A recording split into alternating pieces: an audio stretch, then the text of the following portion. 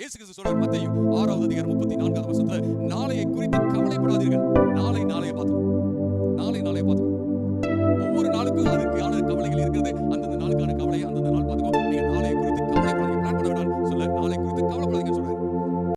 எந்த கான்டெக்ஸ்ட்ல அப்படின்னா, இயேசு கிறிஸ்து வந்து எப்படி தேவன் பறவைகளை போஷிக்கிறார், எப்படி அழகான லீலி புஷ்பங்களை ஆண்டவர் வந்து உடுத்துவிக்கிறார், இப்படி எல்லாத்தையும் சொல்லிட்டு சொல்றாரு. நீங்க என்ன செய்யுங்க, இப்ப கவலைப்படாம இருங்க அப்படின்னு சொல்றத பார்க்கிறோம். அருமையானவர்களே, ஆப்ஜெக்ட் லெசன்ஸ் சொல்லுவாங்க.